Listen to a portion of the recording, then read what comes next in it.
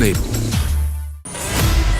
ICSI presents Company Secretaries, Enhancing Governance, Empowering Corporates, in association with CNBC-TV18. Hello and welcome to this special presentation titled ICSI Presents Company Secretaries, Enhancing Governance, Empowering Corporates. I'm your host Gautam Srinivasan, and of course, talking about corporate governance, it is a mechanism based on certain systems and principles by which a company is governed, and that is why over the years, corporate governance has become the norm through which today a company is directed and supervised in a way to achieve the goals and objectives, which include providing benefits to the stakeholders like shareholders, employees, suppliers, customers, and of course, society in the long term, and adding value to the company. The need for corporate governance in India has emerged because of the increasing concerns about the non-compliance of standards of financial reporting and accountability by boards of directors and management of companies, causing heavy losses to investors. So that's why it is a duty to run a continuous process of change. To talk more about it and to deliberate more on the subject of good corporate governance, I'm joined by Kapil Mantri, EVP and Head of Corporate Strategy and Business Development at Jindal Steel and Power, Ramesh Swaminathan, ED, CFO and Head of Corporate Affairs at Lupin, CS Ranjit Pandey, former President of the ICSI, and Nainalal Kidwai, Chairman, Rothschild India, Senior Advisor, Advent International Private Equity India. Thank you everyone for joining us for what is a very, very important topic to discuss. CS Pandey, we'll start with you. Corporate governance, it appears as a simplistic word, simplistic function, but there's lots more at play at it. So I want to understand, what does corporate social responsibility disclosure mean for us, and how does it affect investment efficiency?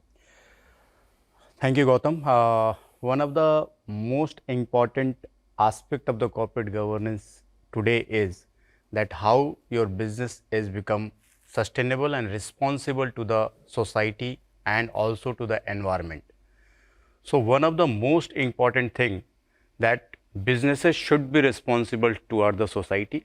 They should be planning their businesses in such a manner that they should take care, apart from the profitability, they should also take care of society, they should take care of the environment and overall holistic sustainable development of the business along with the society. All right. Kapil, let me come to you. A holistic view of business where profits and of course following the norms take center stage. Your view on that, and the role of values in the making of business ethics. Your thoughts on that first. So as rightly mentioned, right, ESG is a very, very important issue right now, which every company has to look after, think of from all perspectives, right? So earlier, for example, the only thing which an investor used to look for is cash flow, profitability, and that's it. That's where it ended. But now for every investment decision, for most of the responsible investors, ESG is very, very important, right? CSR is just part of it, but it's more, the governance is very important, and what you contribute towards the environment, right? And that's the same reason, for example, what we see today is coal-based power plants or any coal-based industries, they are valued at much worse valuations compared to, let's say, a solar or renewable-based power generation company, right? So clearly, same is the case for an EV company. Why is Tesla much more valuable than all the automobile companies? Is only because of their focus on ESG. So yes, ESG is very, very important, and it's for real now. Right. Ramesh, coming to you again for a response to that, from a broader perspective, the role of values in the making of business ethics and how these can be incorporated in working out a business strategy. Your thoughts on that? Sure. Governance is all about actually the agency relationship that exists between the management and potentially the owners of capital itself. So to that extent, whilst you're actually in a servant relationship, you need to disclose all that is necessary to and run it in line with the charter with which you have actually been employed. The growing feeling these days, of course, is that it's not merely the shareholders that you're going to be serving, it's also a host of other stakeholders. And therein comes in the concept of, in fact, ESG. You're speaking about environment, talking about societal, and potentially a host of issues around the governance aspects itself. And we're actually encompassing 6 aspects of capital out there, starting with manufacturing capital, the natural capital, financial capital, intellectual capital. Then you have your human relationships, and then, of course, the societal relationships itself. So ESG is something that actually kind of encompasses all of this as well. And disclosure standards and values that actually go into the making of all of this is supposed to be covered by ESG. Lena, governance and sustainability have become buzzwords. So where and how would you place the company secretaries on the governance roadmap to sustainability? So, if you look at sustainability or ESG, as you well know, it has 3 categories: environment, society, and governance. The governance aspect falls squarely with the company secretary. The company secretary has to be very clear that all the evolutions that happen in terms of governance, and there are a lot of changes that happen in terms of reporting, there are changes in terms of regulatory requirements, staying on top of that. And indeed, some of the best company secretary reports I've seen come to board saying, these are the compliance changes that have happened in the last quarter. Here's how it impacts us in our company. Here's what we are falling short of and need to do going forward. So staying abreast of these changes. And I think we have to do this not just at the India level, but also globally, because many of our companies are indeed invested in by foreign investors who look even at their Indian investments through a slightly more complex lens from offshore. All right. Ramesh, coming to you, what does GRI mean in terms of sustainability? And, if you can share more details on who can use GRI and what are the GRI G3 guidelines and what is their significance? There are several, frameworks in place, so to speak. Some of these are mandatory. Some of these are not really mandatory. In order to actually bring in a framework for reporting and disclosure of information, you have what is known as the Global Reporting Initiative. The framework is essentially that enables, in fact, it brings in a meaning to, in fact, to what is being disclosed, and to that extent makes it comparable when actually several companies go about reporting it. This is still evolving, and there are 3 standards currently: one for economic topics, the other for environmental topics, and a third series for social topics. It's a very comprehensive standard and encompasses all aspects of ESG. All right, segueing the conversation to following the rules and norms. Let me also ask you a question, Ramesh, on the fact that, why should corporates follow secretarial standards issued by the ICSI, and what happens, say, when the standards are breached, and what kind of legal repercussions or penal provisions can one face? I think that answer would be better provided by a practicing company secretary, potentially the president himself. So I would actually defer to his views on this, rather than me actually giving that. All right. CS Pandey, let me come to you for that.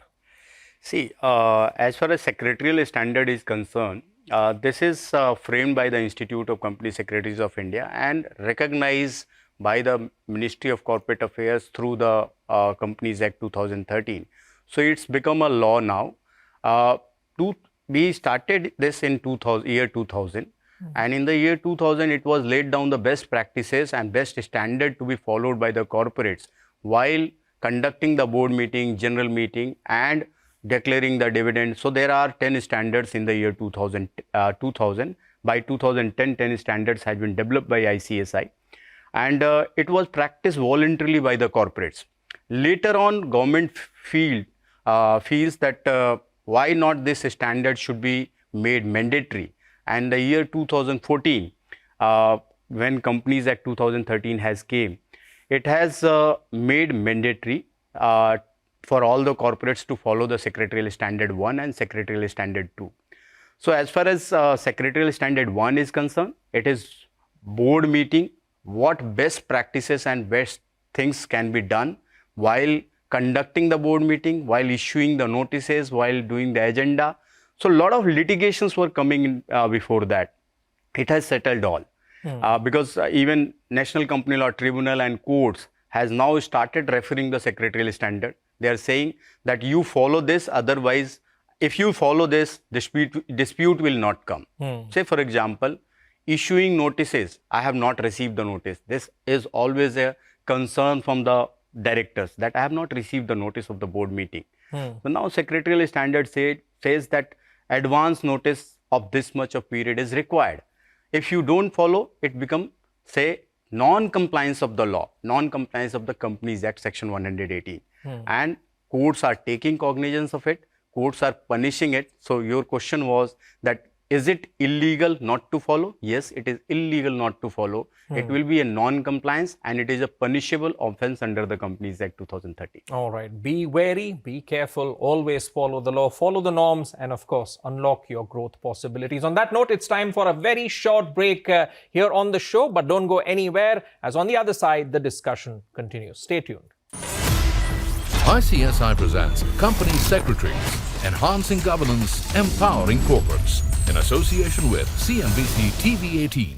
Welcome back to this special episode of ICSI Presents Company Secretaries, Enhancing Governance, Empowering Corporates. And as the title goes, Enhancing Governance, Empowering Corporates, let me ask our panelists on the role of company secretaries in driving that mission and vision forward. So Kapil, we'll start with you, the role of company secretaries that you envisage. So I think the company secretary acts as an in-house gatekeeper, right? He reports to the chairman of the board, and he's the person who's aware of all the legislations of what's happening. And he's the first person, he's the interface between all the stakeholders and the board, right? He's also the employee of the company, so that he has the day-to-day knowledge of how the businesses are functioning. So the core responsibility is to ensure that sustainability and ESG is not only a buzzword, but the board and the CSR committee acts as it is desirable for the right company to do, keeping in view the legal framework and also ensure the appropriate timely reporting. All right, Ramesh, your thoughts on that? A company secretary as a gatekeeper, that's what Kapil says. What's your thoughts on that? I agree with them. So essentially, from my perspective, the company secretary has three roles to perform. The first is, of course, advising the board on various aspects of legislation, compliances, and of course, ESG itself. The second part is essentially briefing the board on various matters, and this is potentially keeping them updated on potentially compliance-related issues, or for that matter, anything which is actually village statistics and the like. And third is facilitating the deliberations on the board at the board level. There are several things that need to be spoken about ESG itself, or for that matter, other matters. And facilitating the discussion is something which I think a company secretary would be expected to do. So he does fulfill this role here. And if you speak about, in special emphasis on ESG itself, there are various stakeholders. This actually embraces nearly every touch point, so to speak, in the company and outside as well. So whilst on the environmental aspects, there are, of course, operational committees which will carry this forward. There are, of course, various, frameworks which could potentially be, recommended for implementation by the companies, and that potentially reporting back to the board on those, along with, in fact, the chief financial officer, the CFO and the CEO will have this responsibility taking it to the board. So facilitating discussions on that is something which I guess the company secretary could be very aptly positioned to do.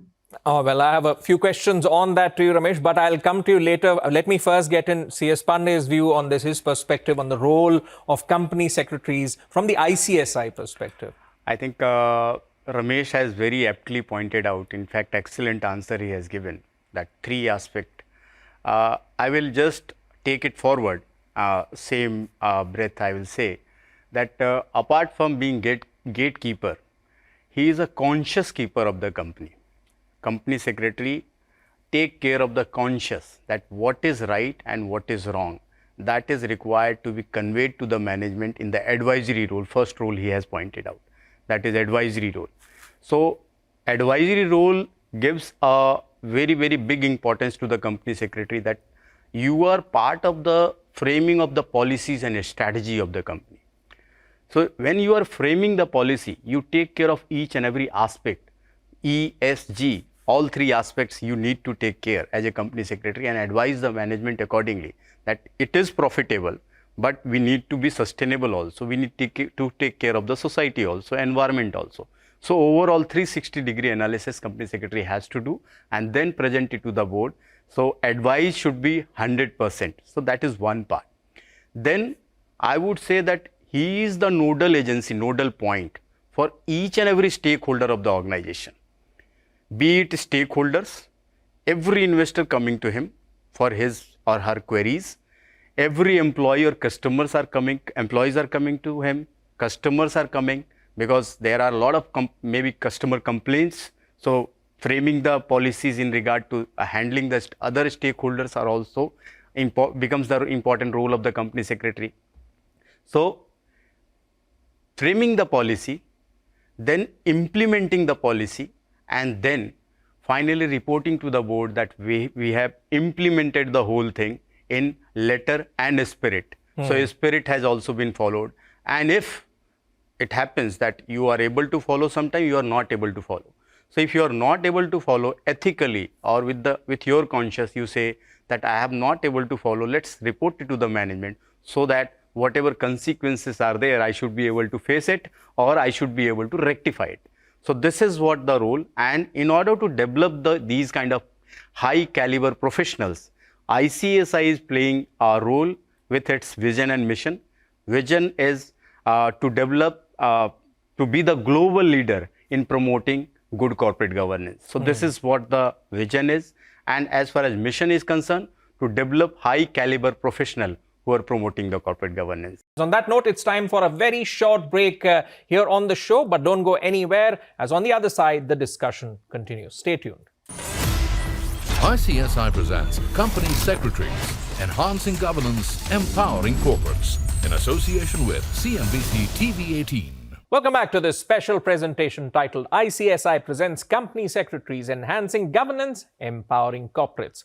Well, the Institute of Company Secretaries of India hosted the 22nd ICSI National Awards for Excellence in Corporate Governance recently in Mumbai.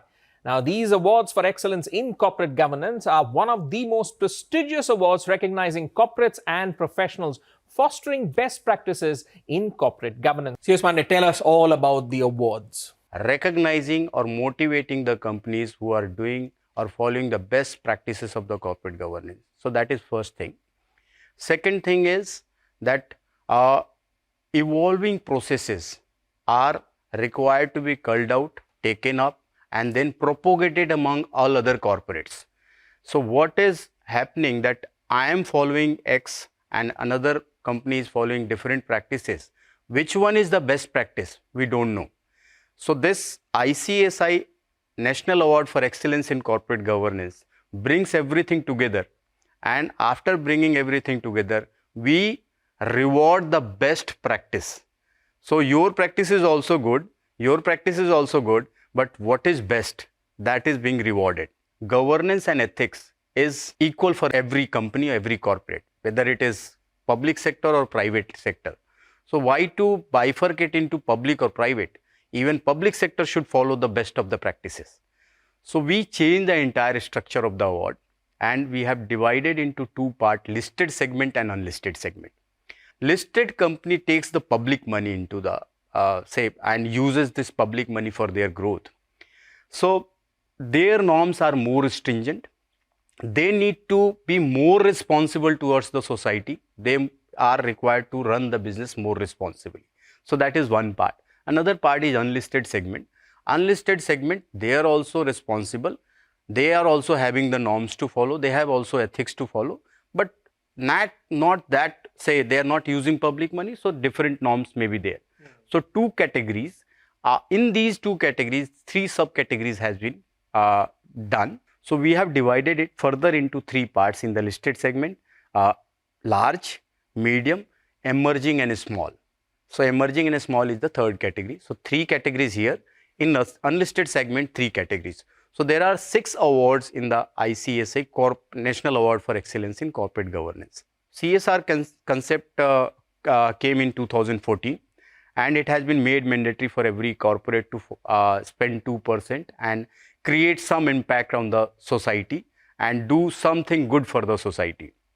So ICSI thought it appropriate that at the beginning itself, let's institute some award, let's recognize the best practices in CSR. So we have instituted it and it is running since then, and we are on the 7th edition of this particular award.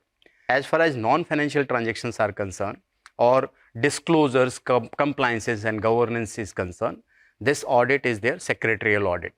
So we started recognizing the best secretarial audit report award from the year 2019. We gone ahead, and then we thought that practicing company secretary firms are also doing good, and they are also one of the constituent of good governance, implementing a good governance in the corporate. Why not recognize them also? So we started with the best practicing company secretary firm award. So this is also in the best corporate governance award category. This year itself, first time we are coming with the BRSR award, business responsibility and sustainability reporting. So you asked the question whether it is mandatory. Yes, some of the companies it become mandatory. All started in the voluntary disclosure in the year 2009, but now it is gradually becoming mandatory, and SEBI has mandated for some class of companies. So in the very first year or second year of implementation, we have instituted this award, Lifetime Achievement Award for translating corporate governance into reality.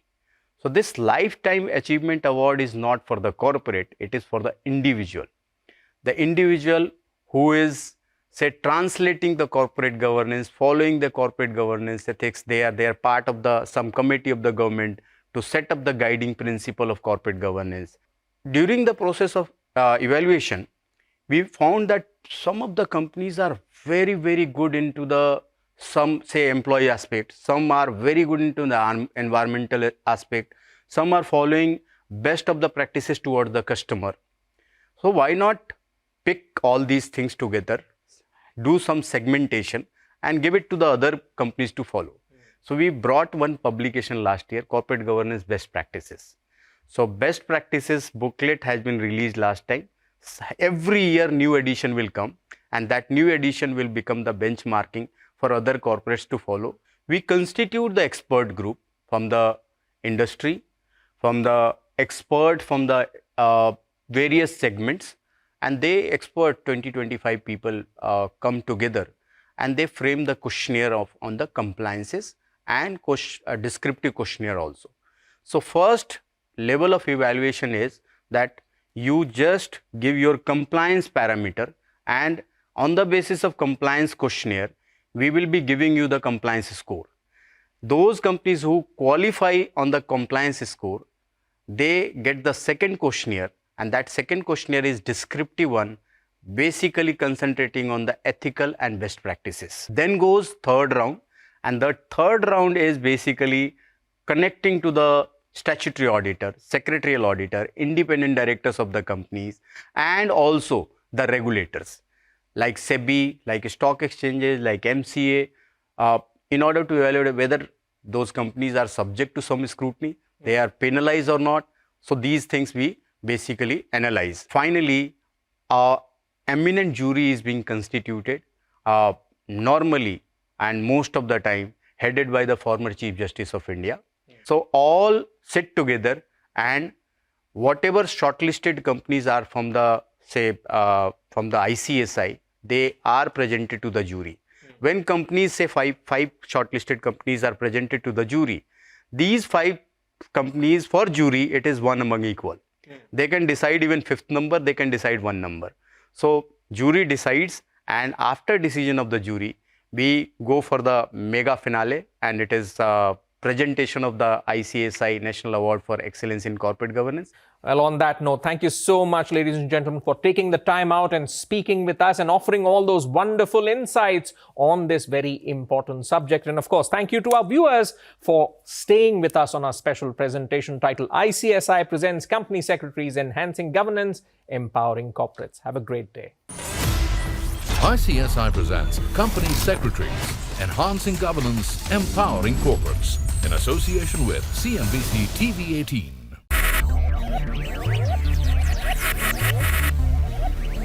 Focus, ideate, innovate, Enable.